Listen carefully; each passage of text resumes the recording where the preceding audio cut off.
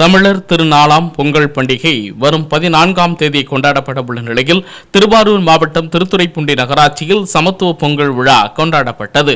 பொங்கல் விழாவினை நகர்மன்ற தலைவர் கவிதா பாண்டியன், நகராட்சி ஆணையர் துர்கா ஆகியோர் சமத்துவ பொங்கலை துவக்கி வைத்தனர். பொங்கல் விழாவில் ஊழியர்கள் அனைவரும் ஒரே மாதிரியான பாரம்பரிய உடைகள் அணிந்து வந்து நகராட்சி வளாகத்தில் மண்பானை வைத்து பச்சரிசி, வெல்லம், முந்திரி, திராட்சை உள்ளிட்ட பொருட்கள் கொண்டு 5 பானைகள் வைத்து பொங்கல் வைத்தனர். அப்போது பால் பொங்கி வந்த பொழுது பொங்கலோ பொங்கல் என்று கூறி பொங்கல் வைத்தனர். தொடர்ந்து பொங்கலை சூரிய பகவானுக்கு படைக்கப்பட்டு பொதுமக்கள், துப்புரவு பணியாளர்கள் அனைவருக்கும் பொங்கல் வழங்கப்பட்டது. இந்த சமத்துவ பொங்கல் விழாவில் ஆணையர் துர்கா, நகர்மன்ற தலைவர் கவிதா பாண்டியன், நகராட்சி துணைத் தலைவர் ஜெயபிரகாஷ், நியமனக்குழு உறுப்பினர் RS பாண்டியன், சுகாதார ஆய்வாளர் மாரிச்சாமி, நகரமைப்பு ஆய்வாளர் அருள்முருகன் மற்றும் நகர்மன்ற உறுப்பினர்கள், அலுவலர்கள், துப்புரவு, தூய்மை பணியாளர்கள் உள்ளிட்ட ஏராளமானோர் கலந்து கொண்டனர்.